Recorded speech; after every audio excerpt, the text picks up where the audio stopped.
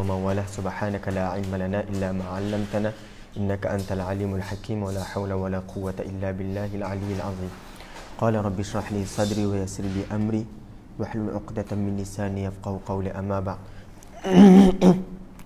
Muslimin muslimat sedang pendengar yang dirahmati Allah sekalian, alhamdulillah malam ini kita dapat bertemu dan bersua untuk kita sama-sama bermuzakarah, berbincang, mengupas ayat-ayat Al-Quran yang mana perspektif dan sudut yang kita bincangkan adalah pada mukjizat bahasa Al-Quran. Dan telah kita kedepankan, kita kemukakan mukjizat pada sudut bahasa, iaitu mukjizat ini datang daripada kalimah a'jaza. Datang daripada kalimah a'jaza, yang mana a'jaza ini ada tasrifannya ataupun perubahan daripada a'jaza ini dia membentuk kalimah-kalimah yang lain. Antaranya a'jaza yu'jizu i'jazan fahuwa mu'jizun. A'jaza fa'il madhi, yu'jizu fa'il mudhari', i'jazan adalah masdar, fahuwa mu'jiz. Mu'jiz ini adalah isim fa'il. Nanti kalau ada term-term yang tidak difahami, boleh usulkan, boleh kemukakan supaya perbincangan ini tidaklah pada saya seorang, kan? Kerana terma-terma ini adalah pada kaedah bahasa Arab. Terma ini disentuh dalam bahasa Arab. A'jaza fa'il madhi yang merujuk pada past tense. Fa'il mudhari' yu'jizu merujuk pada present tense. I'jazan masdar iaitu kata terbitan. Saya tak pasti bahasa Inggerisnya apa kata terbitan ni. Noun yang terhasil daripada verb. Noun yang terhasil daripada verb. Sebab itu dalam bahasa Arab, bahasa Inggeris, bila kita tanya soalan, ataupun kita ada ayat penyata yang menyatakan it is drinking water, kan? Titik kat sini. Ini ayat ini dia boleh mengandungi dua makna, kan? Makna yang pertama apa? Ia sedang minum air. Ia sedang minum air. Tetapi kalau menunjukkan kepada gelas, kita katakan itu adalah air minuman. So drinking kat sini, drinking kat sini, dia boleh jadi verb dan boleh jadi noun. Verb sedang minum air, tapi nounnya air minuman. Kalimah yang sama, ayat yang sama, tetapi konteks yang menentukan ayat ini berbeza. Begitu juga dalam bahasa Arab. Begitu juga dalam bahasa Arab, ada beberapa kalimah bila pada konteks yang lain dia makna yang berbeza, makna yang berbeza. Jadi kita sebutkan di sini kalimah mukjizat dia datang daripada a'jaza yu'jizu i'jazan. Dan kalau isim fa'ilnya, isim fa'il kata pelaku, kalimahnya adalah mukjiz. Okey. A'jaza ini kita telah pun bincangkan pada pada bulan yang lepas. A'jaza ini datang daripada kalimah ajaz. Ajaz iaitu daripada boleh dibaca dengan tiga cara. Yang pertama ajaza, ajiza, ajuza. Jim berbaris atas ataupun jim berbaris bawah ataupun jim berbaris depan. Ajaza maksudnya lemah melakukan. Ajiza hujungnya membesar. Ajuza menjadi lemah. Okey, kenapa kita bincangkan kalimah ajaz ini?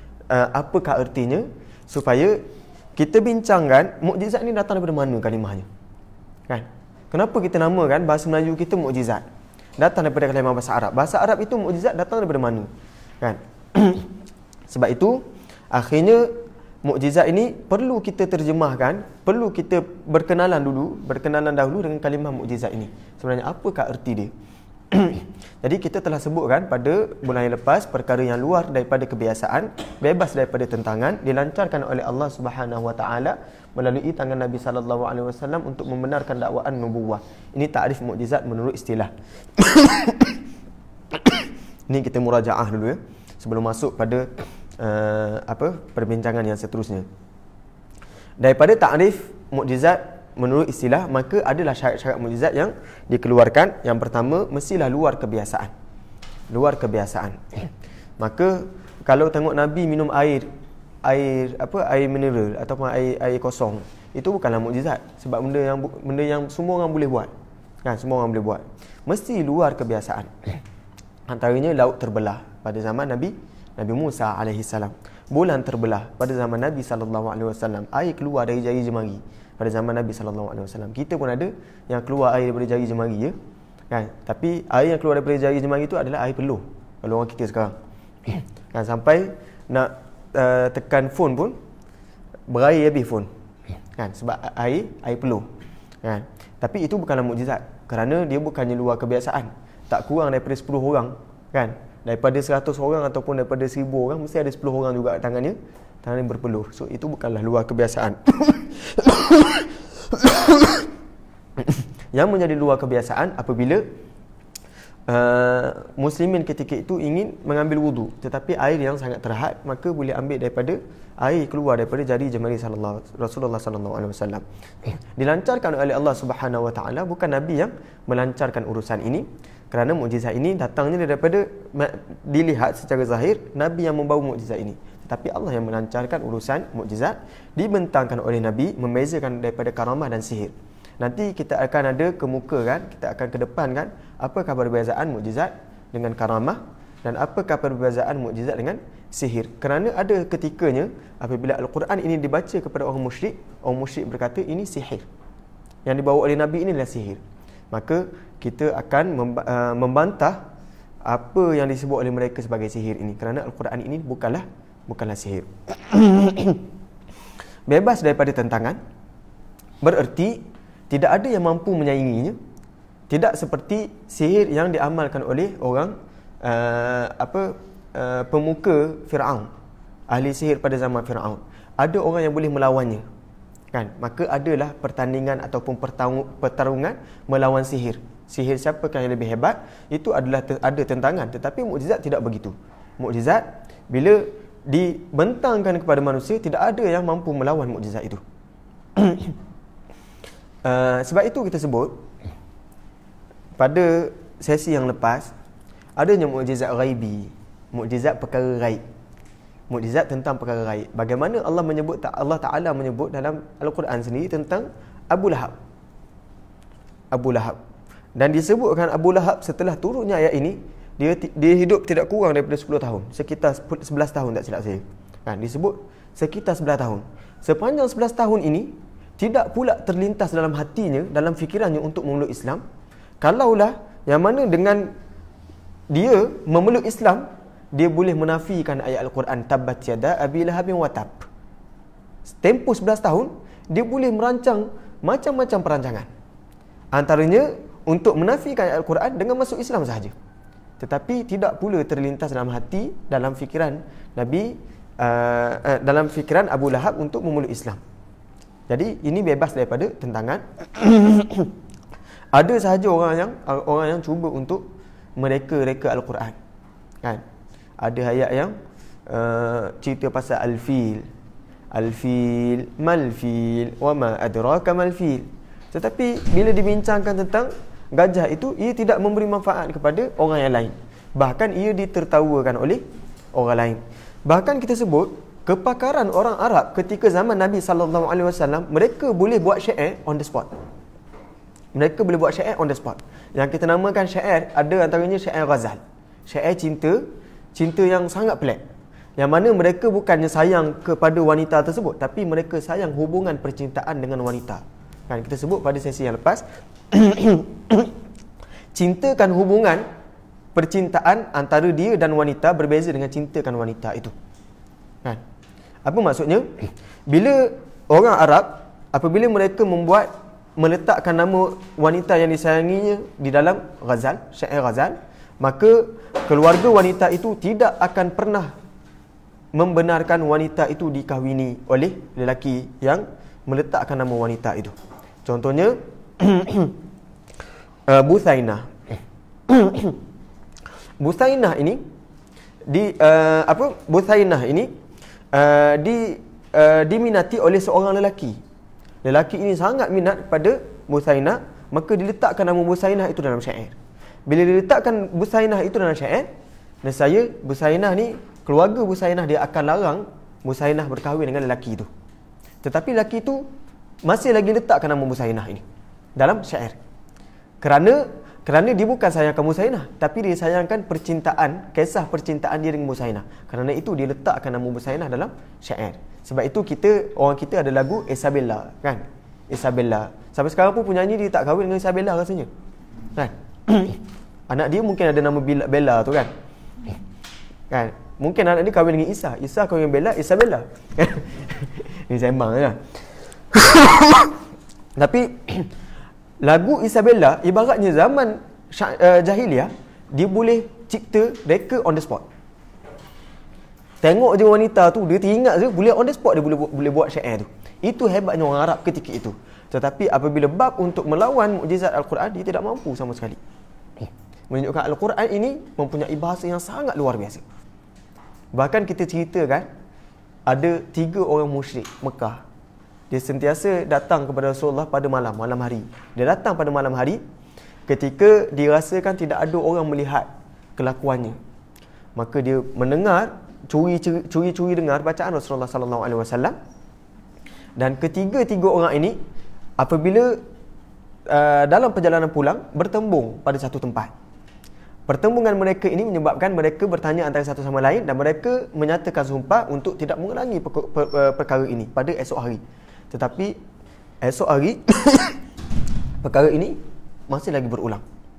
Dan diceritakan perkara ini berulang selama 3 malam berturut-turut. Maksudnya dahsyat, tidak dahsyat bahasa Arab Al-Quran, bahasa Al-Quran, sehingga kan memukau orang kafir musyrik. Itu mukjizat dalam Al-Quran. Nanti kita akan mentangkan kenapa bahasa Arab Al-Quran dia sangat memukau. Kan? Ini saya tunjuk teaser sikit ya. Pembincangan dia, kalau tuan-tuan pernah menghafal Al-Quran, tuan-tuan akan dapati kisah Nabi Adam diceritakan pada banyak tempat. Al-Baqarah, Al-A'raf. Kisah Nabi Musa, Al-Baqarah, Al-A'raf. Contoh kisah Nabi Musa dalam Al-Baqarah dan Al-A'raf. Contohnya dekat sini tuan-tuan boleh tengok wa idh qulna dkhulu hadhihi al-qaryata fakulu minha haitsu syi'tum ragada. Yang mana ayat sebegini sebiji juga disebut dalam surah Al-A'raf. Wa idh qila lahum uskunu hadhihi al-qarya wa kulu minha haitsu syi'tum. Kan? Kita tengok perbandingan dia.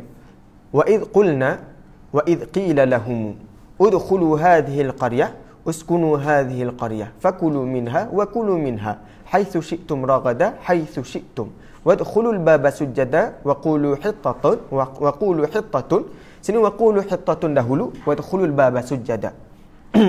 Dia hampir sama, sehingga kan disebut kalau cara ataupun tip untuk menghafal Al-Quran dengan laju adalah kita ambil ayat-ayat mutasyabihat, ayat yang hampir serupa, hafal sahaja satu ayat, dia double.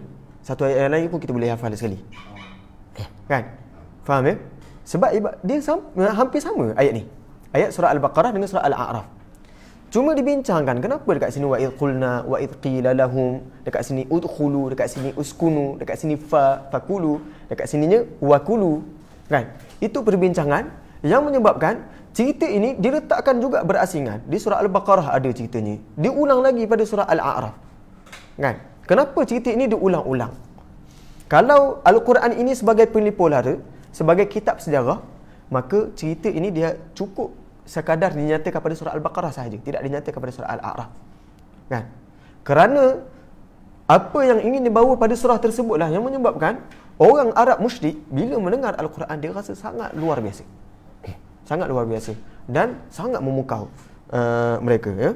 Ini Ustaz, ya. Ayat-ayat yang sama tu adakah asbabun nuzul dia pun lebih kurang sama? Okey, asbabun nuzul saya tidak pasti asbabun nuzul untuk surah Al-Baqarah dengan surah Al-A'raf. Cuma kalau ikut tema surah berbeza, tema surah. Contoh dalam surah Al-Baqarah, temanya adalah sistem khalifah. Macam mana disebut manusia ini dimuliakan berbanding makhluk-makhluk yang lain. Tapi berbanding dalam surah Al-A'raf, temanya tidak begitu. Temanya menceritakan ada satu kumpulan manusia yang dia tidak tahu lagi mereka ke syurga ataupun ke neraka. Maka mereka tinggal satu tempat namanya Al-A'raf. Adapun sebab nuzul, sebab nuzul wallahu ta'ala a'lam. saya tidak pula mengkaji pada ayat ni wa id qulna dengan wa id qila lahum udkhulu. Tetapi boleh jadi sebab nuzul yang berbeza. Boleh jadi sebab nuzul yang berbeza. Maka bila sebab nuzul yang berbeza, tidak, sebab itu ayat ini dikaji, dibincangkan. Kan? Nanti kita bincang lagi. Kerana Al-Quran, bahasa Al-Quran, mukjizat dia lagi hebat. Ada ketikanya digunakan kalimah zauj. Zauj merujuk kepada suami. Tetapi ada ketikanya digunakan kalimah ba'lun. Ba'lun ini merujuk pada suami juga. Kenapa pada ayat ini tidak disebut zaujun, disebut ba'lun? Pada sini pula disebut zaujun. Kan itu bahasa Arab Al-Quran yang saya katakan pada sesi yang lepas, bahasa Al-Quran dia berbeza dengan bahasa Arab. Berbeza dengan bahasa Arab. Kerana ba'lun sampai sekarang tidak diguna pakai. Orang sekarang dia tak guna pakai ba'lun. Sampai kalau pergi tanah Arab pun, pengalaman saya di dua negara Arab, saya tak pasti kalau negara lain ada yang gunakan kalimah ba'li, tapi tidak ada yang gunakan kalimah hadza ba'li, tidak ada. Dia guna hadza zauji. Bila sebut kepada isterinya, isteri orang Arab sekarang ni guna hadza zaujati, hadhihi zaujati, ataupun hai gusti. Hai gusti. Ini pada satu tempat. Ataupun satu tempat yang lain di Marati Mesir, kan? Hai gusti, ni daripada Jordan. Hadhihi zaujati fusha. Tetapi itu pun Al-Quran ni tidak guna kalimah zaujati. Zaujati dalam Al-Quran tidak ada zaujatun. Yang ada adalah zaujun. Maksudnya isteri diguna pakai kalimah zaujun, suami juga diguna pakai kalimah zaujun. Tapi bahasa moden dia tukar lagi zaujatun untuk isteri. Kan? Maka berbezanya bahasa Arab dan bahasa Arab Al-Quran. Berbeza. Baik, kita sambung lagi. Tengok pada mesti ya. Ba'lun. Nanti akan ada bila kita ke depan kan kalimah mukjizat dalam Al-Quran, ajzun ini kan. Ada ayat yang menyebut kalimah ba'lun ini. Kita akan bincang kalau ada kesempatan ya. Okey. Ada lagi mukjizat, mesti syarat dia mesti berlaku selepas kenabian. Adapun yang berlaku sebelum kenabian, contohnya Nabi Isa berkata-kata ketika dia waktu kecil, itu bukanlah mukjizat. Itu adalah irhas. Tak silap saya kita belajar masa zaman sekolah menengah PAI, pendidikan agama Islam, pendidikan Quran Sunnah. Tapi saya tak ingat halaman berapa, saya tak ingat. Tapi saya yakin kita pernah belajar irhas ini. Cuma bila tidak diulang-ulang, maka dia lupa, kan? Bila tak ada kepentingan, dia jadi lupa. Ya? Irhas ni sesuatu yang diperoleh sebelum dia diangkat jadi rasul. Ya. Sebelum diangkat jadi rasul. Contohnya apabila dada Nabi SAW dibelah sebelum kenabian. Kan tak silap saya ada 4 kali Rasulullah dibelah dada. Kan? Kalau sebelum kenabian itu semua irhas. Okey. Seterusnya disertai dengan cabaran. Mesti ada unsur cabaran. Bagaimana unta Nabi Saleh dicipta daripada batu, keluar daripada batu. Disuruh kaum Nabi Saleh untuk datangkan unta daripada batu, tak boleh. Itu cabaran dia. Begitu juga dengan tongkat Musa.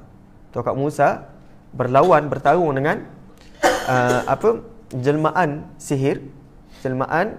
produk sihir yang dikedepankan oleh ahli sihir.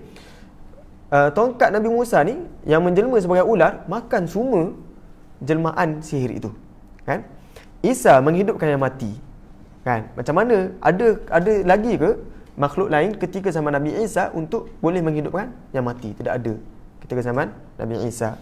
Al-Quran itu disertai dengan cabaran. Tetapi bila berbincang mengupas tentang syarat yang ke-6 ini, dia ada perselisihan. Ada ulama kata tidak semestinya ini menjadi syarat. Sebab ada Al-Quran betul dia cabaran untuk orang musyrik, orang Arab ketika itu. Tetapi untuk orang Islam sekarang, orang Cina contohnya, yang tidak mengerti langsung bahasa Arab, apakah Al-Quran itu sebagai cabaran untuk mereka? Kan? Kalau Al-Quran itu tidaklah sebagai cabaran untuk orang Cina sekarang, Maka adakah bermakna Al-Quran ini bukanlah mukjizat untuk mereka? Tidak.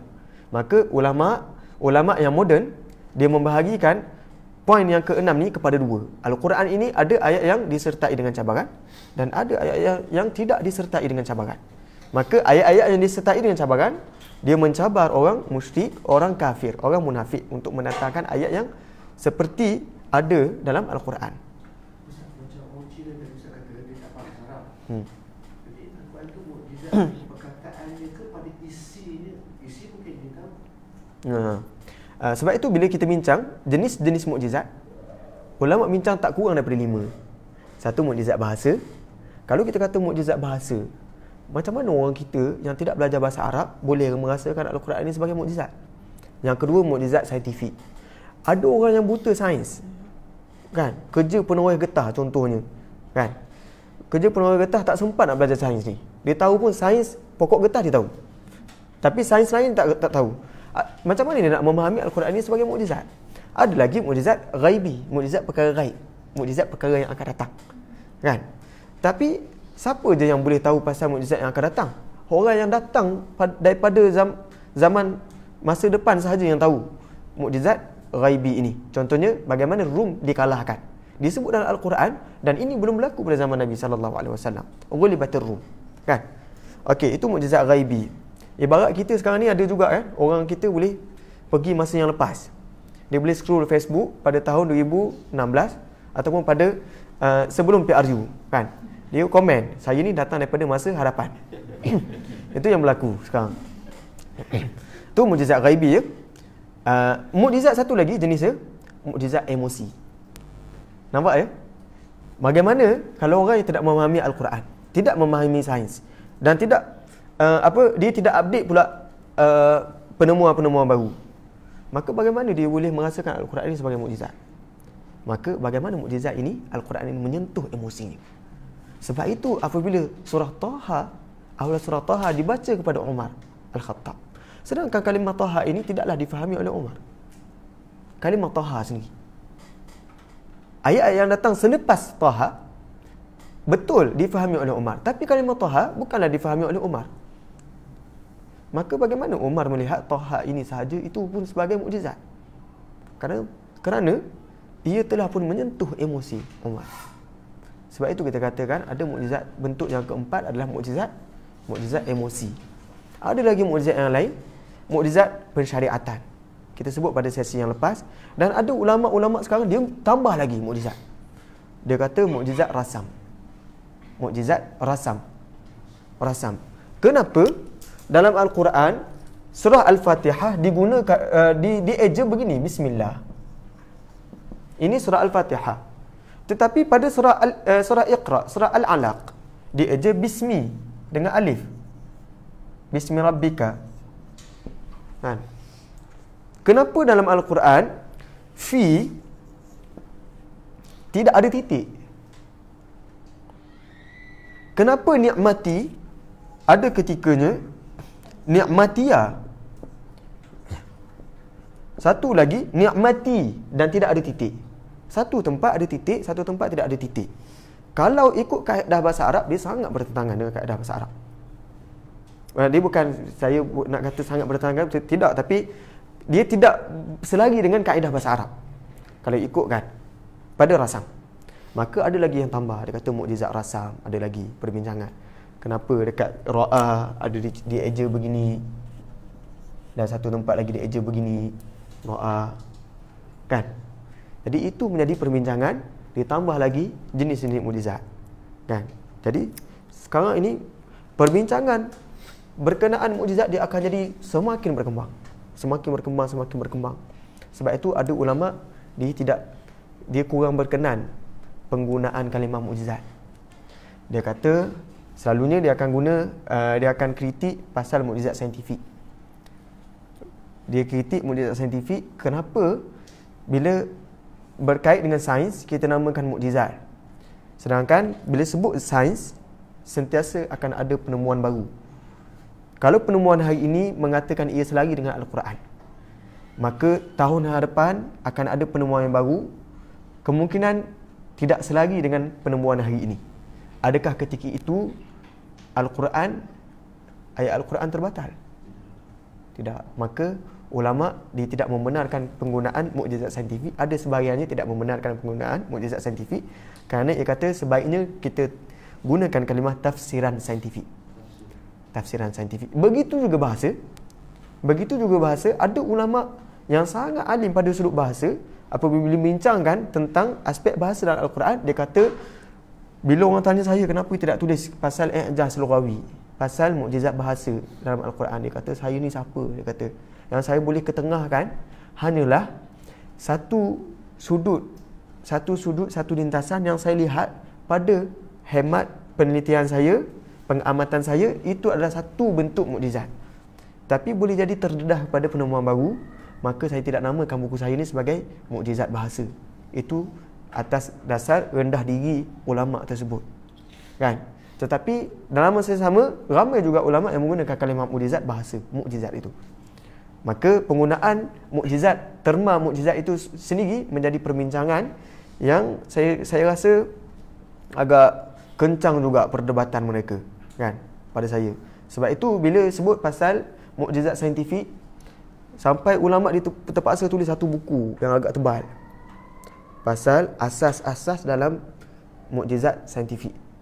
Macam mana panduan untuk membicarakan tentang mukjizat saintifik, apakah syarat-syaratnya, apakah yang tidak dibolehkan dan sebagainya. Madkhal, buku asas.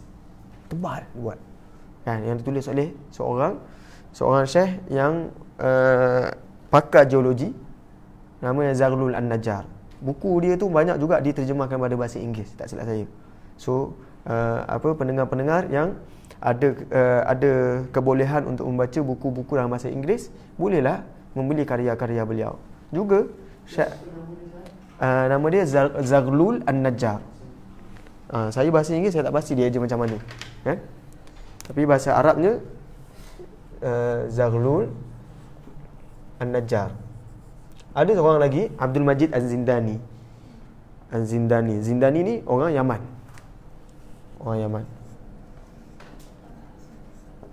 Tuan-tuan kalau pernah dengar pasal Az-Zindani ni, dia pernah tulis satu buku tauhid. Kan, buku tauhid. Tauhid Zindani, kan. Yang mana dia bincang tauhid pada aspek sains. Kan? Ibaratnya, contohnya kalau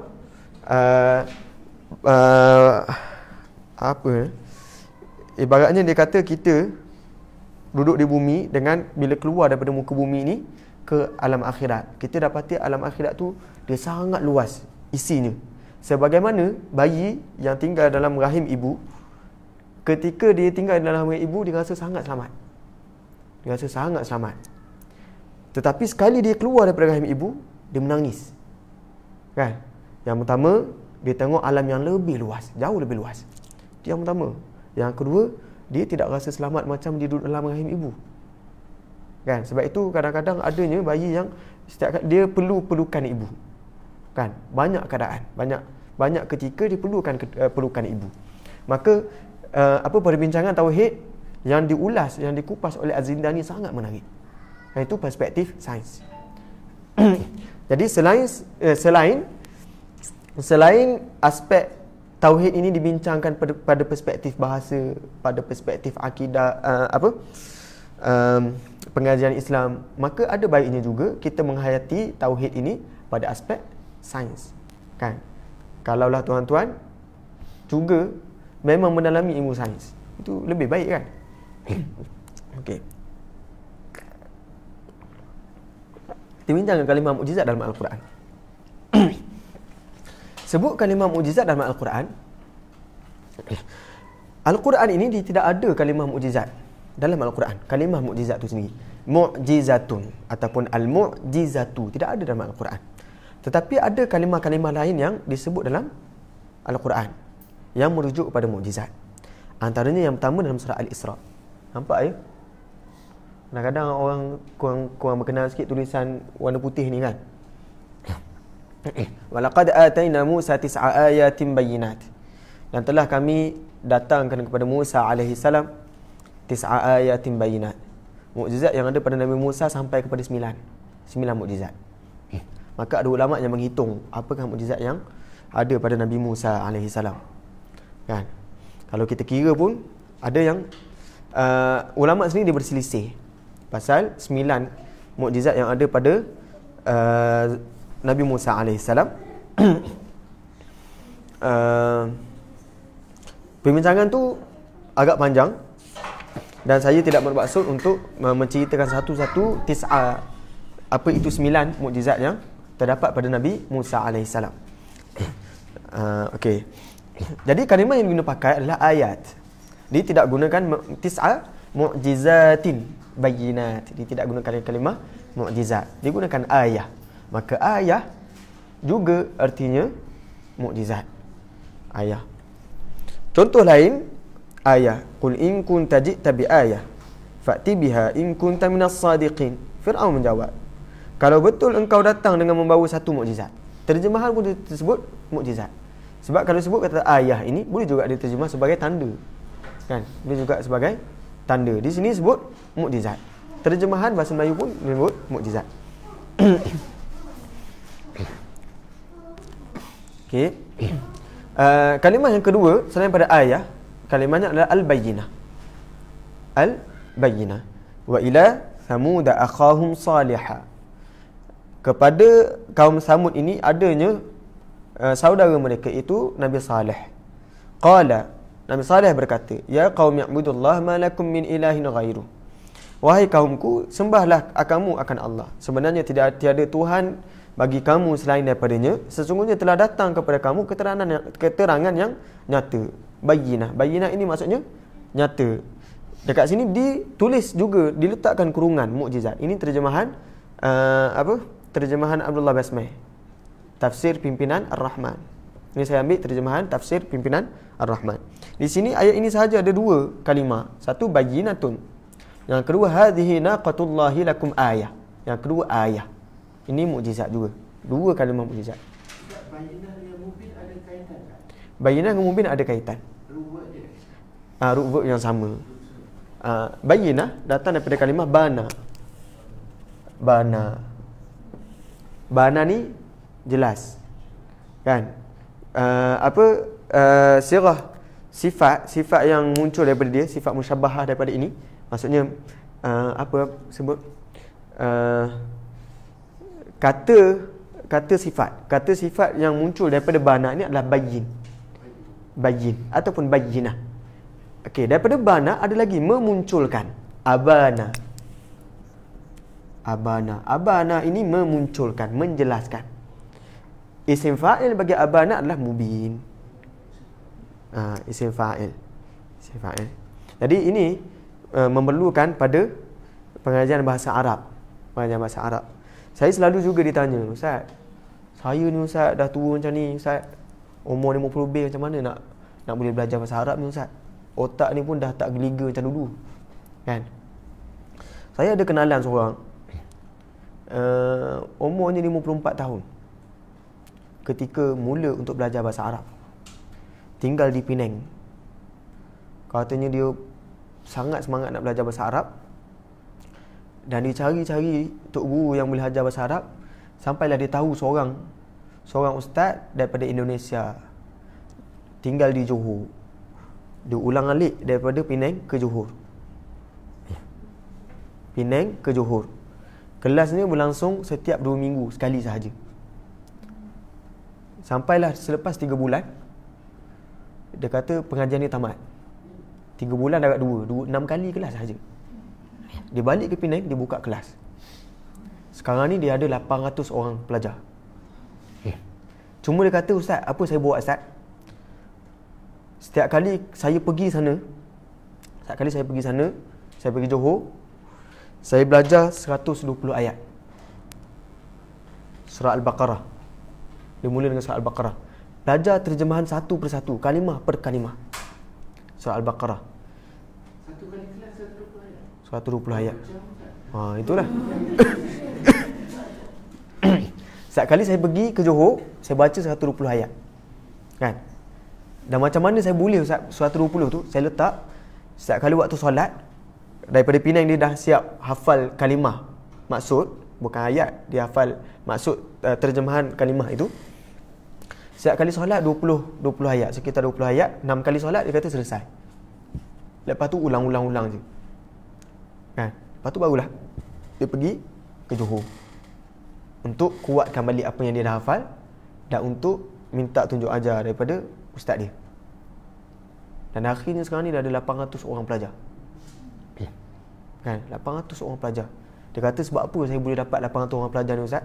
Sebab ada ustaz-ustaz lain betul pandai bahasa Arab, tapi ustaz-ustaz lain banyaknya kerja dengan government. Tidak ada yang mengerahkan seluruh tenaganya untuk mengajar bahasa Arab satu hari, kan? So jadi orang lain ibu-ibu pencen, seri rumah dan sebagainya harapkan pada dia lah untuk mengajar bahasa Arab. Dia boleh buat full time. Dia kata ustaz lain mengajar bahasa Arab semua part time. Bulan ketiga kelas bahasa Arab tu tak ada dah. Bulan pertama 20 orang. Bulan kedua alhamdulillah 5 orang. Bulan ketiga tinggal dia seorang. Kan? Ada lagi tiang lah kan kalau ada pun. Jadi itu bahasa Arab sebenarnya. Ya, nama orang tu kalau kenal lah, nama dia Haji Makno. Haji Makno, kan? Haji Makno tu saya tak pasti, saya lama tak berhubung dengan dia. Dia kata dia ada ni jadi cerita lain. Saya rasa saya tinggalkan cerita ni, kita sambung pada cerita kita tanya macam mana ada kaitan ke otak geliga dengan otak tidak geliga untuk belajar bahasa Arab ini. Kan, belajar Al-Quran. Tambah lagi ada yang kata saya tak boleh hafal Quran sebab otak saya tak segeliga budak-budak. Budak-budak ni boleh hafal Quran laju ustaz sebab budak-budak dia tak ada dosa. Kan? Ada juga yang sebut orang kahwin dengan orang bujang, kan? Masa dia bujang dia kata saya tak boleh hafal Quran ustaz. Saya kena kahwin dulu baru boleh hafal Quran. Sebab apa? Sebab apa kena kahwin dulu boleh hafal Quran? Kerana orang bujang ni banyak terdedah bermaksiat. Dia kata orang kahwin dia dah bebas daripada maksiat, sebab itu dia mudah hafal Quran. Kan? Begitu juga dengan belajar. Sebut bila bujang belajarnya tak pernah masuk ustaz. Bila kahwin je, saya tengok orang kahwin tiba-tiba dapat nombor 1 dalam kelas. Kan? Memang ada kawan saya seorang. Sebelum dia kahwin banyak subjek juga yang dia gagal. Gagalnya sebab tak datang kelas. Tapi lepas kahwin selalu highest. Lepas kahwin. Sebabnya bila bincang balik macam mana dulu jalan satu, kawan saya boleh buat kesimpulan kerana dia dah kahwin, dia jaga daripada maksiat. Tu kawan saya punya kesimpulan. Kan? Tapi saya rasa sebenarnya benda ni mudah masuk dalam otak ni kerana kepentingan kita. Ada kepentingan ataupun tidak ada kepentingan. Kalau saya tanya kepada tuan-tuan daripada tol UKM ni, tol UKM nak datang ke Tadabbur Center, ada berapa bulatan yang ada? 2. Daripada tol UKM, tol Dengkil. Tahu, saya datang daripada Bangi ya. Okey, datang daripada Bangi. Kalau daripada sini ke UKM, berapa bulatan yang ada? 2 bulatan. Berapa Petronas yang ada? Berapa Petronas yang ada? Saya memang tak tahu ni. Saya harap 2. Okey, daripada sini. Okey, daripada sini ke UKM. Kita tanya UKM ke sini. Petronas. 1. Kat mana 1 tu? Okey, berapa Petron yang ada? Tak ada. Shell. 1. Traffic light.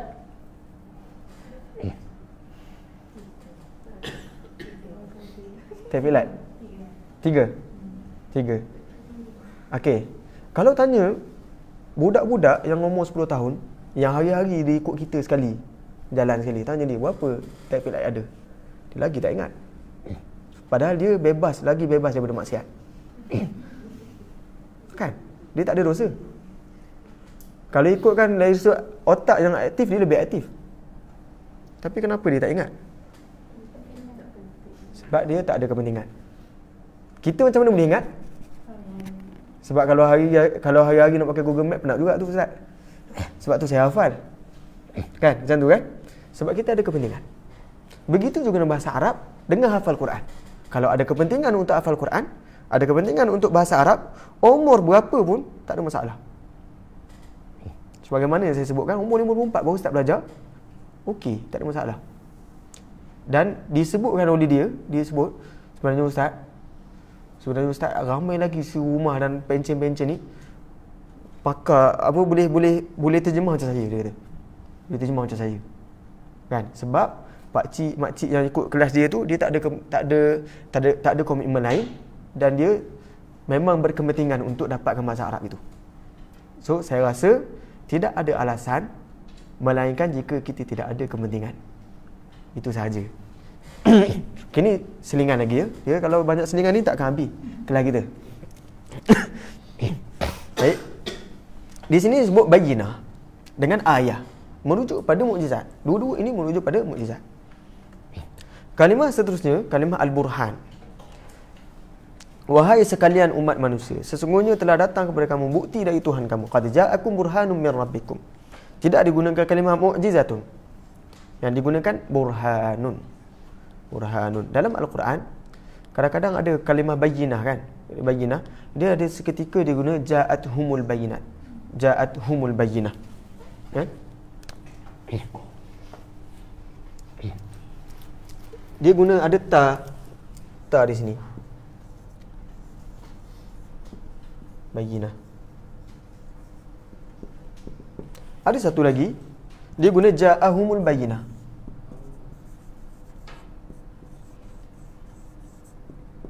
Satu dia guna ada ta, satu lagi tidak ada ta. Pada ulama nahu, di sisi ulama nahu, bila dia bincang perkara ini, ulama nahu ni apa? Ulama tata bahasa dalam bahasa Arab. Bila bincang pasal ini, dia hanya menyebut ini selari dengan kaedah bahasa Arab, yajuzu ta'nithuha wa tadhkiruha. Boleh muzakkarkan fa'al dan boleh memuannaskan fa'al. Kerana ada fasil. Kerana ada hum ini.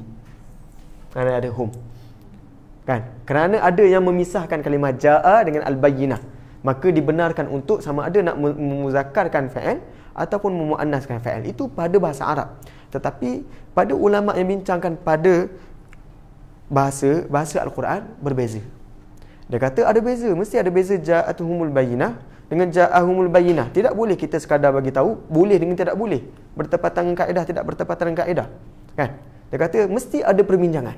Maka ulama dibincang kenapa ada ja'atuhumul bayyinah, kenapa ja'ahumul bayyinah. Begitu juga dengan kalimah tilkar rusul. Ar-rusul ini jamak kepada rasul. Rasul, kan? Tetapi dia gunakan tilka, dia tidak gunakan ulaika. Kan? Ulaika yang merujuk kepada muzakkar. Dia gunakan kalimah yang merujuk pada muannas. Maka ada perbincangan di situ. Kalau menurut bahasa Arab, kaedah bahasa Arab dia akan katakan yajuzu ta'nitsuha. Kerana ar-rusul itu jamak taksir. Itu sahaja alasan dia. Tetapi kalau bahasa Al-Quran dia akan bincangkan. Ustaz, saya tak tahu Ustaz muannas muzakkar. Sebab itu kita katakan kita ada kuliah yang bersiri. Kan? Kalau tuan-tuan nak tahu, jemput datang ataupun tengok live. Ni teaser ya tuan-tuan.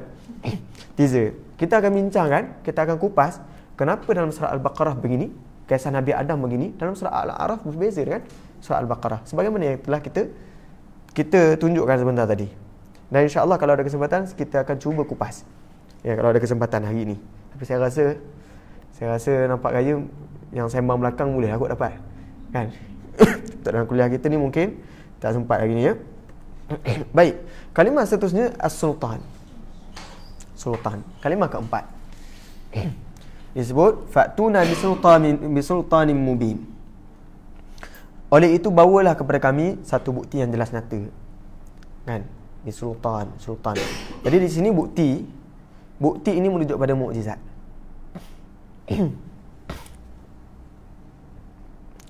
Afillahi syakkun ni sebenarnya ada kisah ya. Ada kisah seorang ulama ni, dia mengajar di satu tempat. Jadi bila dia nak mengembara, nak musafir, dia tinggalkan kelas itu kepada anak-anak dia. Cuma dia katalah kalau ada soalan jawab je fihi qaulan. Ada dua pandangan. Jadi setiap kali soalan orang tanya, soalan fiqh semua kan, anak tok guru ni jawab apa? Fihi qaulan, ada dua pandangan. Kan, dengan lagaknya lagi dua pandangan. Sampailah orang tak puas hati, tanya 5 soalan tu lah ada fihi qaulan, dua pandangan. Kan? Sampailah ada orang tanya lagi soalan. Dia bagi soalan perangkap, afillahi syakkun.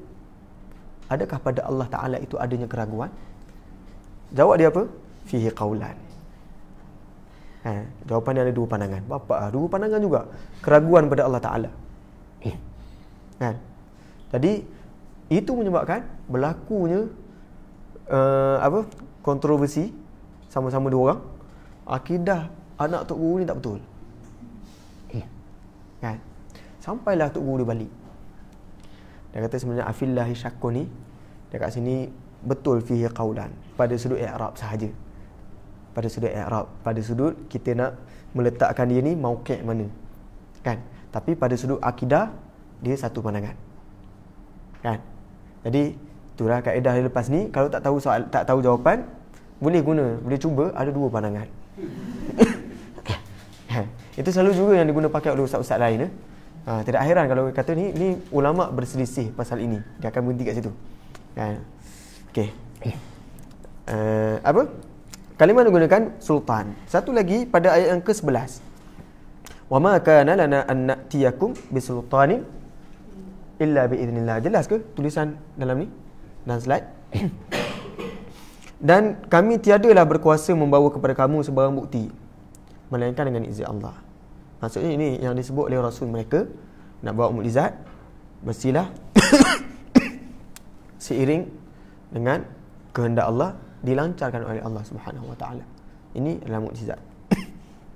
Seterusnya al-basirah. Setengah ulama dia tidak menghitung al-basirah sebagai kalimah mukjizat. Sebab yang disebut dalam Al-Quran satu mubsirah. Mubsirah ni bukannya basirah. Kan? Mubsirah. Kami tidak menghantar dan kami biasanya tidak menghantar turun mukjizat-mukjizat itu. Terjemahan dia betul mukjizat. Kan?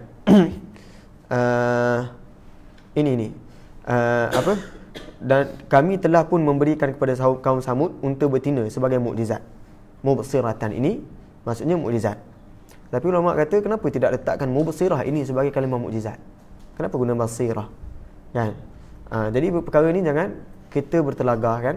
Kalau nak letak mubsirah, letak je mubsirah sebagai ganti basirah. Kan? Ini kalimah pertama.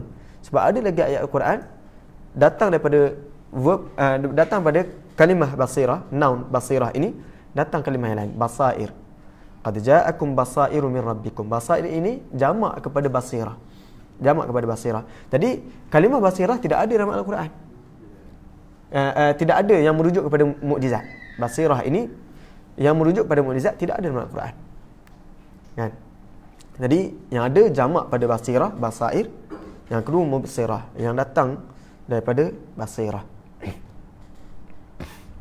Walaupun tak ada tapi sebenarnya ru'ut dia itu saya. Masdar gitu. Ini saya rasa ni bukan masdar. Ini sifat musyabbahah. Sifat. Sifat. Masdar ni adalah kata terbitan ya. Kata terbitan. Tersebut kan tadi drinking water kan. Drinking boleh jadi noun, boleh jadi present continuous tense betul ke? Macam tu lah bukan saya rasa lah. Okey. Jadi kalimah mukjizat Al-Quran ini semua. Ada 5 ni. Cuma kalimah basirah ini yang menjadi perbincangan. Adakah dia daripada Al-Quran, kalimah mukjizat Al-Quran, ataupun kenapa kita tidak gunakan mubsirah, satu lagi basair. Kenapa digunakan basirah? Baik. Kalimah ajaz. Sebut mukjizat ini datang daripada kalimah ajaz. Kalimah mukjizatun tidak ada dalam Al-Quran, tetapi kalimah lain yang datang daripada ajaz ada dalam Al-Quran. Antaranya kalimah ajaza, iaitu fa'il madhi bagi kalimah mukjizat. Ajaza asal daripada ajaza, yang mana disebut dalam ayat apabila anak Nabi Adam iaitu Qabil menyesal ketika dia telah pun membunuh saudaranya Habil, tetapi dia tidak tahu bagaimana untuk mengebumikan Habil ini. Tiba-tiba datanglah burung al-ghurab, burung gagak kan. Tengok burung gagak boleh menanam, mengebumikan haiwan yang lain, maka dia rasa dia ni lemah kan. Kata wahai celakanya aku, kata Qabil, ya wailata a'ajaztu an akuna mithla hadzal ghurab. Teruknya aku, bodohnya aku, lemahnya aku. tidak mampu berbuat sebagaimana yang dilakukan oleh burung gagak ini. Ajaztu ini merujuk pada lemah.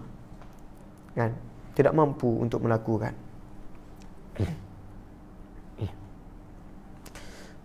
Itu saja untuk ajaza, satu tempat saja yang disebut dalam Al-Quran, ajaztu tadi. Adapun yu'jizu, fa'il mudhari' bagi kalimah a'jaza yu'jizu. Fa'il mudhari' present tense untuk a'jaza yu'jizu disebut pada 4 tempat. Yang pertama, wa anna dhananna allan nu'jizallaha fil ard.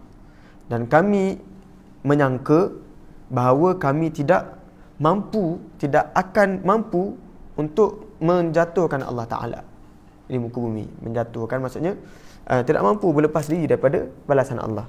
Dekat sini zananna, bahasa Arab betul zananna ini maksudnya menyangka. Tetapi dalam Al-Quran zananna ini ada ketikanya membawa erti betul-betul kami yakin. Yakin. Maka yakin dengan sangka ni sangat berbeza maksudnya kan. Zanna dengan alima. Bahkan ada saya ingat saya ada orang bincang perbezaan percaya dengan yakin. Apakah beza percaya dengan yakin? Ini sebab disebut di cerita ni dalam bahasa Melayu. Jadi saya tak tahu bahasa dia ambil mana teks ni, asal cerita ni. Dia kata Sayyidina Ali pernah ditanya, apakah perbezaan percaya dan yakin? Maka jawab Sayyidina Ali, dia kata 4 jari. 4 ni. Perbezaan percaya dan yakin adalah 4 jari. Maka orang tanya, apakah perbezaan 4 jari ni? Yakin dan percaya. Lepas tu, apa yang dilakukan oleh Sayyidina Ali ni, diletakkan 4 jari ni di sini. Di sini. Dia kata 4 jari ni adalah jarak antara mata dan telinga. Antara mata dan telinga. Tapi saya tak tahulah kot, tuan-tuan mungkin ada yang dah luas sikit, 5 jari. Kan? Ini disebut 4 jari lah selalunya. Boleh try juga pada baby kan, bayi. Kalau dia kecil, jari dia 4 jari tu sama, ngam-ngam. Telinga dengan mata. Telinga ini percaya, yakin ini dengan mata. Kan? Saya rasa tak perlu terangkan lagi dah pasal yakin dengan percaya ni. Maksudnya dia kata yakin ini dengan mata, percaya ini dengan telinga. Dalam Al-Quran zananna ni merujuk pada yakin dekat sini. Zananna dekat sini. Ketika ketika jin masuk Islam, kan? Mereka yakin bahawasanya mereka ni tidak mampu untuk melawan Allah Ta'ala. Walan nu'jizahu haraba. Dan tidak sekali-kali mampu untuk melarikan diri. So, tidak akan sekali-kali akan dapat. So, maksudnya lemah dekat sini. Lemah. Nu'jizahu. Maksudnya, melemahkan, ya. Okey. Tempat seterusnya ada lagi 2 tempat. Tadi, dekat sini satu ayat tadi, 2 tempat dah. Nu'jizahu. 2 kalimah disebut. 2 tempat lagi, satu pada surah Al-Anfal. Wala yahsabannal ladzina kafaru sabaqu innahum la yu'jizun. Orang kafir ini tidak janganlah sesekali menyangka bahawasanya mereka ini terlepas. Sesungguhnya mereka ini tidak akan dapat melemahkan kekuasaan kami. Jadi yu'jizu maksudnya melemahkan. Cuma dekat sini bila sebut nu'jizallah, dia payah nak terjemah bahawa kami tidak akan sesekali mampu untuk melemahkan Allah di muka bumi ini. Ayat tu macam tak kena untuk kaedah terjemahan. Maka bila diterjemah pada bahasa Melayu, dia agak lari sikit. Begitu juga walan nu'jizahu haraba. Kami tidak akan sekali-kali mampu untuk melemahkan Allah Ta'ala haraba. Ustaz, ada ke usaha sekarang ni untuk memperbaiki terjemahan yang ada sekarang? Sebab kadang-kadang saya baca tak kena. Saya tengok, saya perhatikan dulu terjemahan Ar-Rahman Ar-Rahim. Terjemahan Ar-Rahman Ar-Rahim. Ada yang terjemah Ar-Rahman ini sebagai yang maha. Saya tanya tuan-tuan lah. Okey, Ar-Rahman maksud apa? Pemurah. Satu lagi, ya Ar-Rahim? Penyayang. Yang maha pemurah lagi maha penyayang. Okey. Ada lagi yang tidak setuju dengan terjemahan ini? Ada lagi yang jumpa dengan terjemahan lain disebut lain? Yang maha pengasih lagi maha penyayang. Saya jarang jumpa pemurah lagi maha penyayang. Saya selalu jumpa yang maha pemurah lagi maha pengasih. Yang saya jumpa lah. Satu yang pertama yang maha pengasih lagi maha penyayang. Satu lagi yang terjemahnya yang maha pemurah lagi maha pengasih. Dia bukan penyayang. Tapi saya nak tanya lah, pernah dengar ke yang tu? Yang maha pemurah lagi maha pengasih. Kan? Yang ni saya tak pernah dengar. Yang maha pemurah lagi maha penyayang. Kan mungkin tertukar, dia kira gabung ni dengan terjemahan ni. Kan? Okey, yang Maha Pengasih kan. Pengasih. Dia jadi persoalan kepada orang kita, yang mana satu sebenarnya pengasih? Ar-Rahman ke Ar-Rahim? Yang Maha Pengasih. Dekat sini yang pertama tadi, pemurah lagi Maha Pengasih. Ar-Rahman pemurah, Ar-Rahim ini pengasih. Ar-Rahman pengasih, Ar-Rahim ini penyayang. Kan mana satu pengasih? Ar-Rahman ke Ar-Rahim? Ar-Rahman pengasih. Sebab sini. Habis yang ni atas ni macam mana pula terjemah dia? Kan? Lepas tu macam mana datang daripada pemurah? Bukankah pemurah dalam bahasa Arab maksudnya Al-Karim? Al-Karim itu maksudnya pemurah. Tapi Al-Karim sekarang ni banyak diterjemahkan sebagai mulia. Kan? Al-Karim ni maksudnya mulia. Antara rajulun karim, awak ni lelaki yang pemurah. Maksudnya. Kan? Okey. Jadi, kenapa dekat sini Ar-Rahman diterjemah sebagai pemurah? Kan? Sebab itu, bila dibincang-bincang, sebenarnya Ar-Rahman ini, Ar-Rahman dan Ar-Rahim datang daripada kata akar yang sama, iaitu Rahimah. Apa maksud Rahimah? Sayang. Rahimah maksudnya sayang. Tetapi ulama membezakan Rahman dengan Rahim. Dia kata Rahman ini sayangnya dalam bentuk yang lebih luas.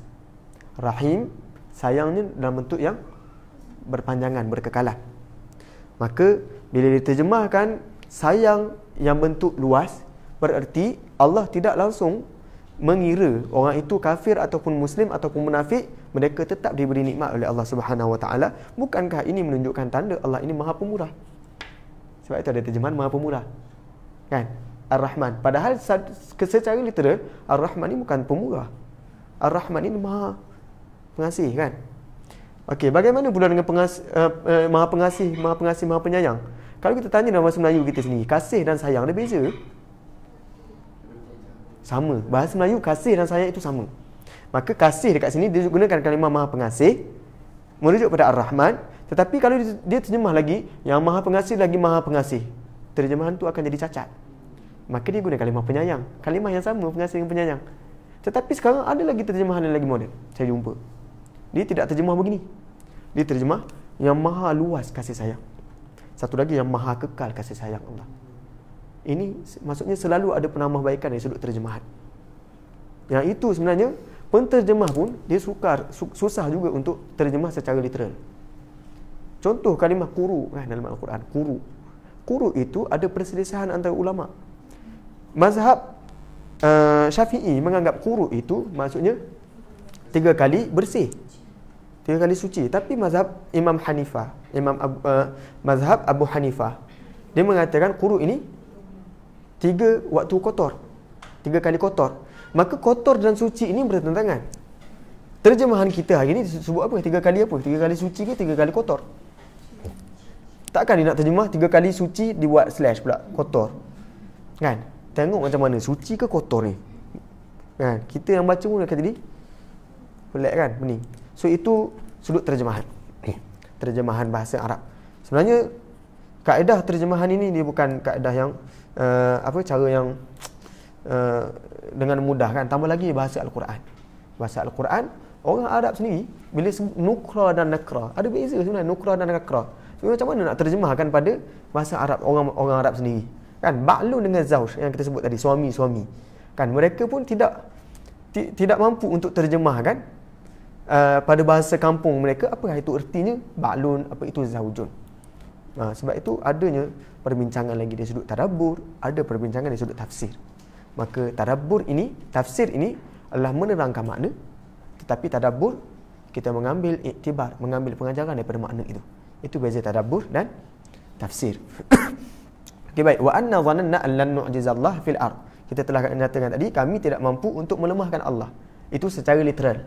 Tapi terjemahannya bahawa kita tidak sekali-kali tidak akan dapat melepaskan diri. Jadi panjang kan? Jadi panjang terjemahan. Baik. Ayat surah Al-Anfal telah kita terjemahkan. Wa ma kana Allahu liyu'jizahu, surah Fatir. Dan sudah tetap bahawasanya Allah Ta'ala tidak dapat dilemahkan. Kan? Kalau nak terjemah secara harfiah payah ni. Wa ma kana Allah Ta'ala tidaklah liyu'jizahu min syai'. Sesuatu yang ada di langit dan di bumi mampu untuk melemahkan Allah Ta'ala. Terjemahan ni jadi pusing. Kan? Sebab tu diterjemah dengan cara lagi mudah, tidak dapat dilemahkan. Dia guna apa kata kerja mabni lil majhul, apa nak terjemah bahasa Melayu? Pasif, kata kerja pasif. Kan? Ia ada dua kata kerja kan? Kata kerja aktif, kata kerja pasif. Apa itu kata kerja aktif? Melemahkan. Kata kerja pasif dilemahkan. Sebenarnya yu'jizahu ini kata kerja aktif, tetapi terjemahannya kata kerja pasif.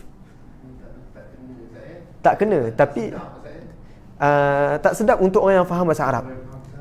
Tapi orang yang baca melalui bahasa Melayu tak sedap pula kalau kita terjemahkan. Kan? Jadi semua nak kena raikan. Sebab itu penerjemah dia kena mahir dua bahasa. Kan? Bahasa Arab dan bahasa Melayu. Saya sendiri pemandangan alih bahasa dengan terjemah ada bezanya. Alih bahasa dengan terjemahan. Ini perbincangan terjemahan ni khusus kita ini. Kuliah kita pada malam ini adalah berkaitan mukjizat. Kita tengok, perhatikan lagi dalam surah Hud. Atas lisan Imra'atu Ibrahim. Imra'atu Ibrahim. Kan? Isteri Nabi Ibrahim. Dalam Al-Quran dia membezakan zauj dan imra'ah. Isteri, zauj, imra'ah juga isteri. Kan? Okey, Imra'atu Ibrahim disebut ya wailata a'alidu wa ana ajuzun wa hadha ba'li syaikha. Pelik Macam mana aku boleh melahirkan anak? Wa ana ajuz, sedangkan aku ni dah tua. Wa hadha ba'li syaikha, dan suami aku ni pula syaikh, orang tua. Kan? Syaikh ini maksudnya tua. Dia pernah terjadi juga kan satu keadaan, satu babak di mana tak silap saya Al-Imam Asy-Syafi'i sendiri dia pernah duduk dalam satu perbincangan dan ada seorang lelaki berjanggut panjang, muda lagi, janggut panjang, berjanggut panjang. Selama lelaki yang berada di belakang itu berjanggut panjang ada di dalam kelas tu, selama itulah Imam Syafi'i duduk dalam keadaan duduk antara dua sujud. Duduk antara dua sujud. Kerana dia ingin memuliakan syekh yang berada di belakang. Kan? Sampai dia tanya. Hari kedua dia tanya, "Syekh, ada soalan ke?" Syekh ini boleh diterjemahkan pada dua maksud. Satu, orang tua. Yang kedua, orang yang tua dari sudut ilmu. Saya silap ke? Yang duduk belakang tu orang tua, bukannya orang muda yang berjanggut, tapi orang tua yang berjanggut. Dia sebut syekh. Jadi dia jawab je lah. Dia tanya, "Saya ada soalan." Kan? Bumi ni sfera ke flat? Kan dia tanya soalan tu. Okey, seingat saya dia tanya pasal count, pasal sains. Seingat saya. Maka selepas mendengar, dia tanya macam ni. Macam mana jika matahari tidak terbenam? Dia tanya macam tu, kan? Untuk kes masalah puasa tak silap saya. Macam mana jika matahari tidak terbenam? Maka setelah soalan itu didengar oleh Al-Imam Asy-Syafi'i, maka ketika itu Al-Imam Asy-Syafi'i membentangkan kakinya daripada duduk antara dua sujud, dia lepaskan kakinya. Dia tahulah itu bukannya syekh pada sudut agama. Kan? Okey, tetapi logik soalan tu kan sebenarnya sekarang ni. Matahari lambat terbenam, kan? Ada beberapa tempat tu 20 jam puasa. Kan? Soalan tu. Tak silap saya kita boleh tak apalah, itu perbincangan lain ya. Okey, di sini digunakan Imra'atu Ibrahim. Cerita ni digunakan isteri Ibrahim. Dia tidak gunakan zauju Ibrahim. Itu yang pertama. Yang kedua, disebut kat sini ajuzun. Aku ini tua, untuk merujuk pada wanita. Dia tidak guna kalimah ajuzatun. Ajuzatun. Dan dia guna kalimah ba'li, suamiku. Ba'li ada beza dengan zauji. Wa hadha zauji syaikha, ada beza. Ba'li ini suami yang dianggap sebagai tuan. Suami yang dianggap sebagai yang memiliki. Suami yang dianggap sebagai martabatnya lebih tinggi daripada dia. Berbanding dengan zauji. Zauji adalah suami yang satu taraf dengan dia. Satu taraf. Sebab itu dalam Al-Quran wa idza talaqtumun nisa, apabila kamu telah menceraikan isteri kamu, fa idza balaghna ajalahum, apabila tempoh iddah mereka telah pun sampai, fala ta'dhuluhunna an yankihna, jangan sesekali kamu wahai para wali ketika itu bukan suaminya, wali ketika itu adalah orang yang masih lelaki yang paling dekat dengan dia kan, wali kan, ayah dia kan, mak ayah dia. Maka wanita yang telah sampai iddahnya, walinya jangan sesekali kamu menghalang. Jangan menghalang kalau wanita yang telah diceraikan ini mahu berkahwin dengan suaminya. ayyankihna azwajahun. Di situ gunakan kalimah azwajahun. Jangan kamu menghalang wanita ini kahwin dengan pasangannya. Disebut azwajahun, pasangan yang sama taraf dengan dia. Kerana suami ketika ini dia tidak ada kuasa pada isterinya. Tetapi berbanding dengan wal mutallaqatu yatarabbasna bi anfusihinna thalathata quru. Kan? Rasanya ayat dia macam tengok ya, wal mutallaqat pada halaman yang ke-36 surah Al-Baqarah ayat yang ke-228. 228. Dia kata wal mutallaqatu yatarabbasna bi anfusihinna thalathata quru. Wanita yang diceraikan ini mestilah dia menunggu dirinya selama 3 kali suci. Kan? 3 kali quru. Kan? Wala yahillu lahunna an yaktumna ma khalaqallahu fi arhamihin.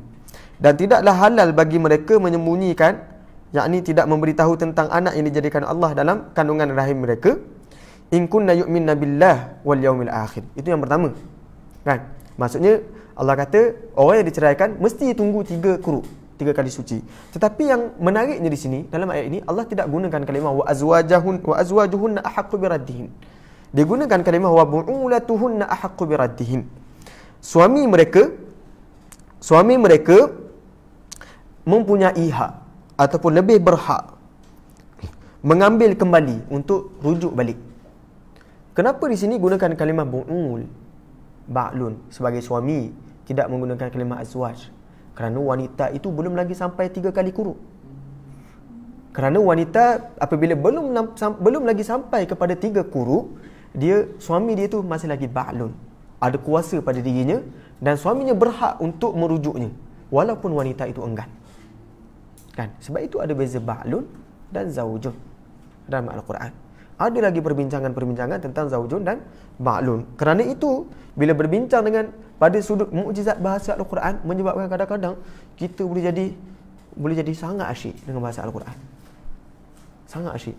Itu ada satu usaha murni yang dibuat oleh seorang syekh yang tinggal di Kuwait. Dia himpunkan pada satu buku macam ni, Lataif Al-Hisan. Kan, saya dapat ni daripada Mesir. Kali kedua saya pergi balik kedai tu, dah buku ni tak ada. Lataif ni dia banyak tulisan. Antaranya Lataif Quraniyah, tulisan Salah Al-Khaldi. Itu tulisan siapa tu? Muhammad Azhar. Dia orang Arab ke Melayu? Kan? Maksudnya Lataif ni apa? Lataif ni keunikan, kehalusan bahasa Al-Quran. Kenapa kita pernah bincangkan?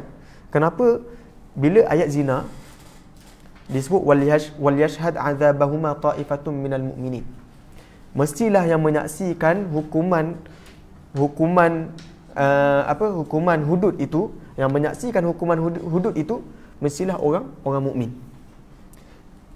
Kalau kita katakan hudud itu adalah untuk menjadi pengajaran kepada orang fasik, untuk menjadikan pengajaran, maka di situ sepatutnya yang melihat hukuman itu dijalankan adalah orang fasik yang lebih berhak berbanding orang yang beriman. Kan?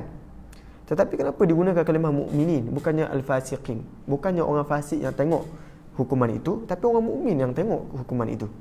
Sepatutnya kalau ikut logik, mestilah orang fasik yang boleh mengambil pengajaran daripada kisah tu kan, cerita orang yang berzina. Tapi digunakan mesti yang tengok tu orang beriman. Maka lataifnya, kehalusannya dibincangkan. Dia kata sebenarnya matlamat utama hukuman hudud dijalankan adalah untuk memastikan pelaku itu berhenti daripada zina. Berhenti daripada zina, bukannya untuk memberi pengajaran pada orang lain. Masuk berhenti pada zina bila dilihat, disaksikan oleh orang yang beriman. Yang kita harapkan bukan jadi pengajaran pada orang beriman, tidak. Tetapi yang kita harapkan adalah doa daripada orang beriman itu untuk memastikan pelaku zina ini berhenti daripada melakukan zina. Yang diharapkan oleh orang beriman itu adalah doa. Kerana itu Al-Quran dan pensyariatan dalam Al-Quran ini sangat menarik, sangat mengagumkan. Kerana itu perbincangan tentang hudud ada perselisihan dari sudut implementasi, kan, pelaksanaan. Dari sudut asas ataupun fundamental, semua orang bersepakat Tapi dari sudut implementasi itu menjadi perselisihan. Kan? Sebab dibincangkan pada matlamat tadi. Matlamat adalah untuk orang menghenti, bukan adalah untuk menjalankan hukuman itu. Kan? Ini saya tidak bias pada mana-mana parti. Okey. Tuan-tuan tengok lagi fa'aqbalat imra'atuhu. Kan? Pada surah Az-Zariyat, kisah Nabi Ibrahim juga disebut waqalat ajuzun aqim. Isteri Nabi Ibrahim kata, aku ini sudah tua lagi mandul. Jadi ajuz ini merujuk kepada tua. Sebab itu kita katakan tadi dia ada 3 kalimah ajaz kan. Boleh baca ajaza, ajiza, ajuza. Ajaza tidak berupaya melakukan sesuatu. Ajiza maksudnya hujungnya membesar. Dekat sini hujung usianya makin membesar, tua. Kan? Satu lagi ajuza. Ajuza ini maksudnya lemah. Dia sendiri yang lemah. Kan? Ajuza. Dekat sini ajuz, tua. Okey. Tetapi apabila diceritakan tentang isteri Nabi Lut. Isteri Nabi Lut. Dalam Al-Quran kalimah ajuz ada pada 4 tempat sahaja. 2 tempat pada kisah Nabi isteri Nabi Ibrahim. 2 tempat lagi pada kisah isteri Nabi Lut. Disebut kalimah di sini illa ajuza. Ajuzan. Tadi ajuzun. Di sini ajuzan. Dalam bahasa Arab ajuzan dan ajuzun berbeza. Berbeza. Satu baris depan, satu baris atas. Satu baris atas. Okey, bezanya apa? Bila sebut baris depan merujuk kepada marfu'. Ada yang ikut kelas bahasa Arab ke sini? Ada ya? Marfu'. Apa itu marfu'? Marfu' ini secara bahasa yang diangkat. Cara Allah Ta'ala, kehalusannya adalah cara Allah Ta'ala ingin mengangkat darjat isteri Nabi Ibrahim adalah dia letakkan pada 2 tempat. Ajuzun, ajuzun. Tidak ada ajuzan yang merujuk kepada isteri Nabi Ibrahim. Ajuzun yang merujuk pada isteri Nabi Ibrahim walaupun telah pun tua, tetapi ia adalah diangkat pada sudut Arab. Marfu'. Diangkat. Berbanding dengan ajuza. Ajuza ini pada bahasa Arab dia adalah mansub. Mansub ini secara bahasa merujuk pada yang ditimpakan. Yang ditimpakan. Maka dia disebut di sini ajuza, yang ditimpakan atau berarti yang dijatuhkan. Di sini menyebut kepada isteri Nabi Lut. Isteri Nabi Lut pada 2 tempat ajuza, bukannya ajuzun. Menunjukkan isteri Nabi Lut ini dahlah yang pertama sifatnya ajuz, tua. Yang kedua mansub pula. Kan? Ditimpakan, dijatuhkan. Jadi itu lataif pada surah I'raf, I'rab, kehalusan I'rab dalam Al-Quran. Maknanya setiap huruf dalam Quran tu beratus ribu tu ada tujuan tak? Ada tujuan. Sebab itu dulu kaedah dulu dalam tafsir dia guna kaedah ini tuan-tuan. Saya rasa kalau dengar kaedah ni mungkin jadi pengubat ngantuk lah kot. Idza iftaraqa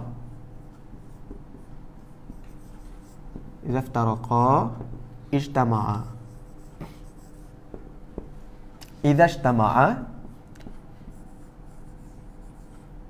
iftaraqa. Dia kata apabila dia berpisah, dia bertemu. Apabila dia bertemu, dia berpisah. Apa maksudnya? Apabila dia berpisah, dia bertemu. Apabila bertemu, dia berpisah. Wah, dia teka-teki. Satu kaedah dalam tafsir sebut idza iftaraqa, apabila berpisah dia bertemu. Apabila bertemu dia berpisah. Kaedah dia apabila 2 kalimah yang dilihat macam sama erti. Contohnya kalimah aslama. Satu lagi amana. Masuk Islam, memeluk Islam, berserah diri, amanah, beriman. Okey, apabila dia berpisah pada tempat yang lain.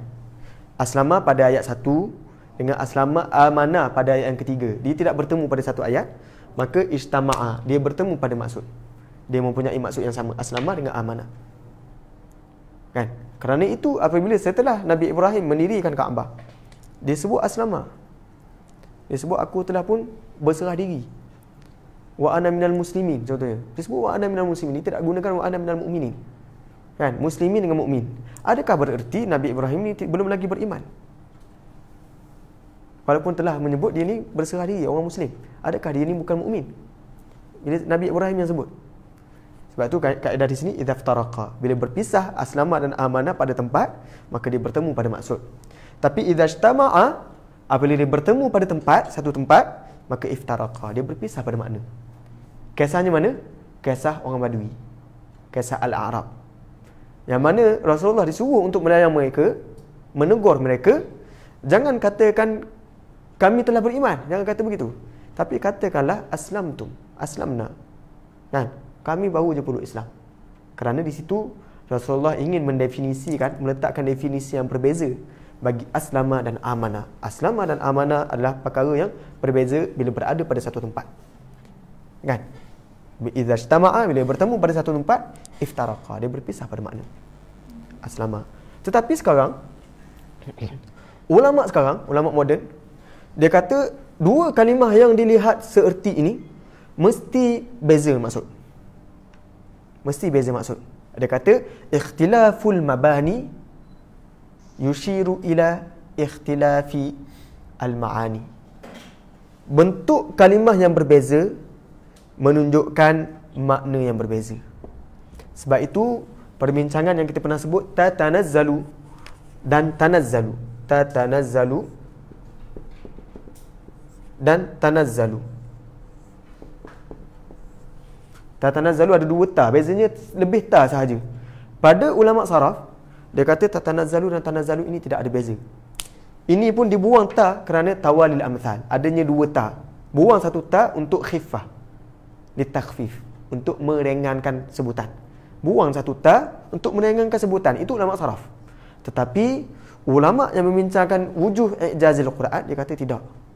Dia kata ikhtilaful mabani fil Quran, fil kalimatan, perbezaan bentuk pada dua kalimah, kan, mesti menunjukkan perbezaan pada makna.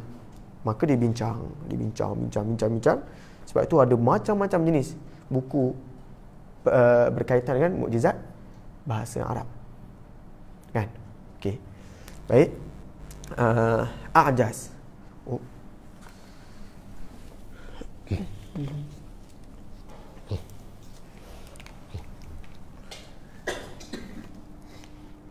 Sambung sikit.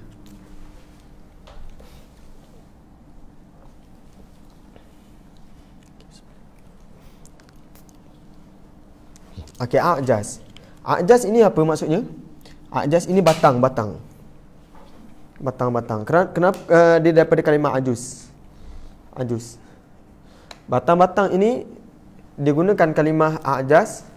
Sebenarnya ajuz ini maksudnya hujung, kan? Kita sebut hujung. Kan? Kalau fa'il dia ajiza. Tapi kalau dia sebagai isim yang terbit daripada fa'il itu ajuzun. Ajuzun itu hujung. Maksud apa hujung? Kerana batang ini adalah komponen ataupun anggota yang tumbuh di hujung. Jadi yang paling pertama tumbuh adalah akar, kan? Lepas tu baru batang. Batang tu antara yang hujung. Tapi janganlah kait pula daun, habis tu daun macam mana Ustaz? Bunga macam mana pula Ustaz? Kan? Dia main benda tu, kan? Penatlah kita nak jawab. Daun hujung juga, kan? Bunga hujung juga. Habis daun dengan bunga boleh sebut a'jaz, kan? Nak guna a'jaz tak ada masalah. Tapi bahasa Arab dia guna a'jaz ni merujuk pada batang. Kerana batang ini tumbuhnya hujung selepas akar. Okey. Tetapi di sini diceritakan bagaimana Nabi Nuh, kan? Nabi Nuh amma Ad, kaum Nabi Hud. Kaum Ad ditumbangkan. Diguna kalimah seolah-olah mereka ini, yang pertama a'jazu nakhlim munqa'ir, batang pohon kurma yang terbongkar. Yang kedua digunakan satu lagi, seolah-olah mereka ini batang pohon kurma yang khawiyah, yang lompang. Khawiyah. Kerana apa di sini gunakan kalimah munqa'ir, di sini guna kalimah khawiyah? Di situ ada perbincangan. Kerana yang pertama ini disebut yaumin nahsin mustamir. Ini berlaku pada satu hari baru. Ini pada satu hari baru. Tapi ini surah Al-Haqqah berlaku selepas 7 malam. Sab'a layalin. Maka selepas 7 malam ini, batang-batang pokok kurma yang asalnya munqair, mesti keadaan lebih dahsyat daripada munqair. Mesti khawiyah. Reput. Kan? Munqair ini tumbang. Khawiyah dia reput lah. Kan? Kan ada kisah lagi dalam Al-Quran kan, dia sebut lelaki yang melalui bandar yang khawiyah. Aw kalladhi marra ala qaryatin wa hiya khawiyah. Kisah selepas ayat kursi. Selepas ayat kursi, selepas ada dialog antara Nabi Ibrahim dan raja, selepas itu ada satu lagi kisahnya, aw kalladhi marra ala qaryatin wa hiya khawiyatun ala urushiha, pada halaman yang ke-40, pada halaman yang ke-43. Kan, pada halaman yang ke-43, yang sebahagian tafsir menyebut aw kalladhi marra ala qaryatin ini merujuk pada Uzair. Kisah Uzair, kan? Kisah lelaki yang telah pun mati hidup semula. Dalam Al-Quran ada sekurang-kurangnya dalam sekitar dalam surah Al-Baqarah saja ada 4 tempat. Yang mati hidup semula ada 4 tempat dalam surah Al-Baqarah saja. Baik, dekat sini khawiyah dengan munqair ada beza, kan? Jadi a'jaz 2 tempat sahaja. Mu'ajizin. Mu'ajizin ini ada pada 3 tempat sahaja. Walladzina sa'u fi ayatina mu'ajizin. Bila berkait dengan sa'u, berusaha untuk melemahkan ayat-ayat kami. Kan? Digunakan kalimah musyarakah, kalimah yang merujuk kepada pada perbuatan yang ada balas membalas. Kan, musyarakah ini balas membalas. Digunakan kalimah mu'ajizin. Di sini guna ulaika ashabul jahim. Yang pertama ulaika ashabul jahim. Yang kedua ulaika lahum adzabun min rijzin alim. Tidak digunakan kalimah yang sama, kan? Sepatutnya kalau logiknya guna ulaika ashabul jahim pada 3 tempat ni. Tidak. Tapi balasan mereka dapat ni secara secara lafaz bahasa berbeza-beza. Okey, mu'ajizin. Kalimah mu'jiz. Kalimah mu'jizin paling banyak sekitar 11 tempat. Ini kesimpulan dia, kalimah ajaz dalam Al-Quran ada 7 bentuk. Yang pertama ajaza pada surah Al-Maidah, a'jaztu. Yang kedua pada yu'jizu surah Al-Jin, Al-Anfal, Fatir. Ini pada 4 tempat. Surah Al-Jin ada dua kalimah yu'jiz. Ajuz pada 4 tempat, a'jaz 2 tempat, mu'ajizin 3 tempat, mu'jiz 1 tempat, mu'jizin 11 tempat.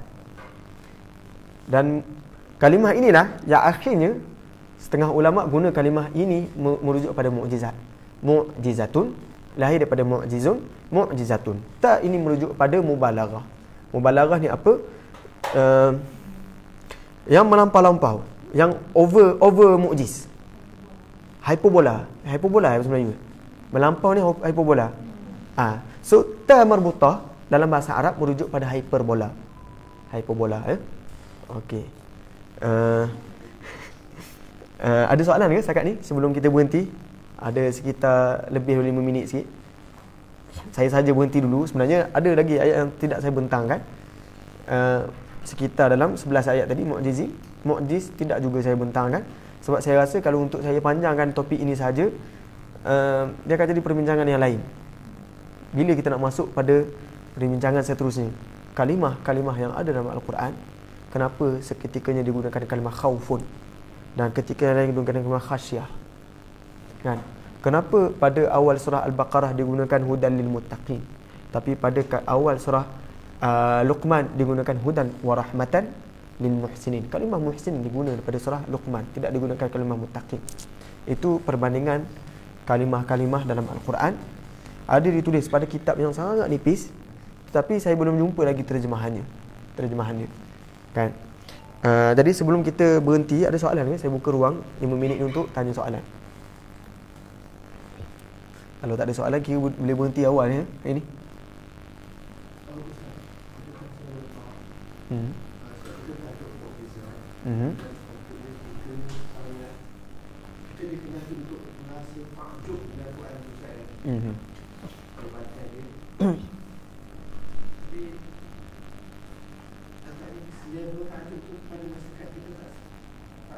keluar Ustaz. Sebab kalau takut dia sayang atau dia kuasa atau dia macam ni.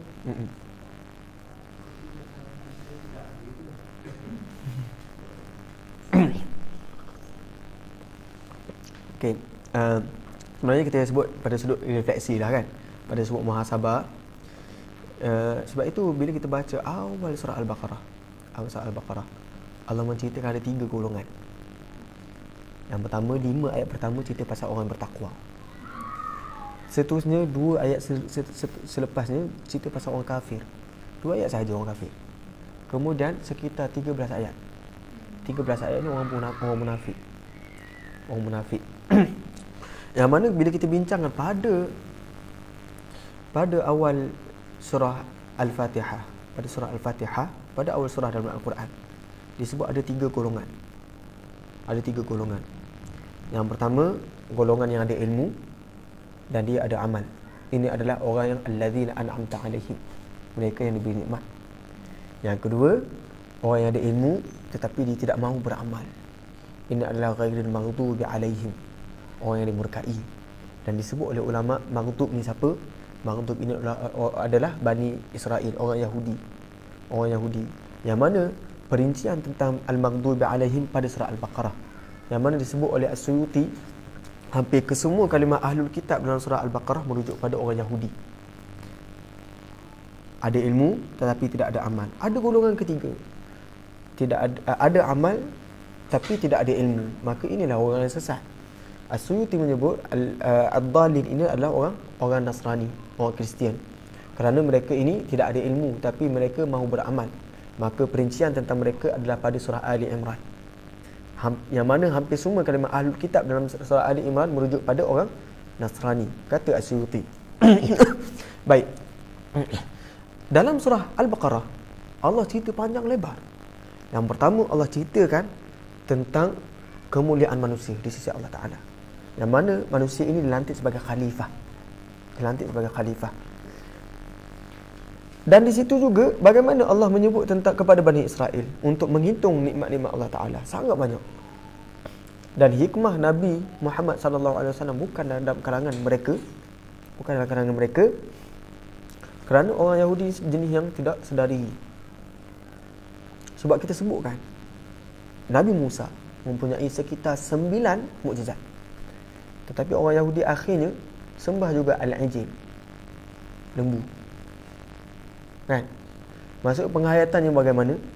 Kalau kita tahu Al-Quran ini betul-betul mukjizat, maka kita ambil kesempatan supaya kita tidak tergolong daripada yang pertama, golongan yang kedua tadi, al-kafir ataupun al-munafik, orang munafik.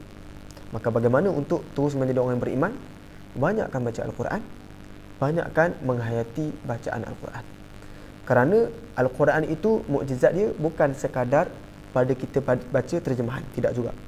Tapi Al-Quran kita sebutkan mukjizatnya juga pada emosi. Kerana itu ada satu buku kecil sahaja disebut bagaimana untuk kita mengawal pergolakan emosi berdasarkan tadabbur surah Maryam. Buku kecil yang mana si Maryam ini orang yang tidak ada suami, mengandung seorang diri, dan di dalam keadaan dia tahu bila dilahirkan anak nanti dia akan difitnah. Kita hari ni lahir anak tu tak ada isu fitnah, cuma suami obsession saja. Dia lain macam, dia sedih tu lain macam kan. Sebab itu ada langkah-langkah untuk mengawal emosi bagi wanita berdasarkan surah tadabbur surah Maryam, yang mana mukjizat Al-Quran bukan sahaja pada bentuk bahasa tetapi juga pada bentuk emosi. Kerana itu kadang-kadang bila kita gemuruh hari nak dapat result natijah SPM contohnya, baca je Quran, baca 1 juzuk 2 juzuk, dia akan hilang perasaan gemuruh tu. Saya sendiri pernah lalui benda ni ya. Kita rasa gemuruh sangat, nak kahwin ni nak gemuruh kan, baca Quran, baca dia hilang perasaan tu. Sebab tu Al-Quran mukjizat dia, walaupun kita tidak faham Al-Quran itu, dia ada mukjizat. Kan ada kisah sikit dia selalunya orang kata kan, ustaz ni di ban daripada masjid, dia ada 2 sebab. Ustaz disekat daripada masjid, 2 sebab. Yang pertama, sebab ustaz tu poligami, yang pertama. Yang kedua, sebab ustaz tu ceramah selalu lebih masa. So saya akan cuba habis betul-betul 10 pukul jam 10 kan. Disebutkan cerita bagaimana seorang anak murid dia bertanya ustaz syekh dia. Kan dia tanya syekh, aku baca al-Quran ni aku tidak faham al-Quran. Apa faedah aku baca al-Quran? Dia tanya soalan tu. Kan hafal Quran tapi tak faham al-Quran. Apa faedah aku hafal al-Quran? Maka syekh kata, ambil satu guni. Guni yang asalnya daripada tanah. Guni yang asalnya berisi tanah. Kan? Minta tolong isi air dalam guni ni. Bawa pada aku. Maka anak murid ini dia ambil air daripada sungai, sampai je kat syekh, air tu dah habis sebab menitik. Dia buat lagi sampailah dia penat. Kata syekh ni, aku buat kerja sia-sia ni syekh. Kan? Maka syekh kata, cuba tengok dalam bunyi tu ada beza ke tidak sebelum kamu ambil air dengan sekarang kamu ambil air. Bezanya apa? Dia dah bersih. Begitulah juga hati apabila menakung dengan bacaan Al-Quran, kan, dia akan sedikit demi sedikit membersihkan hitam-hitam yang ada dalam hati itu. Wallahu ta'ala a'lam. Soalan yang akan datang ataupun soalan-soalan yang lain boleh diajukan pada selepas kuliah kita pada hari ini. Wallahu ta'ala a'lam. Aqulu qawli hadha astaghfirullahal azim li wa lakum. Saya mohon maaf salah dan silap pada penyampaian saya pada hari ini.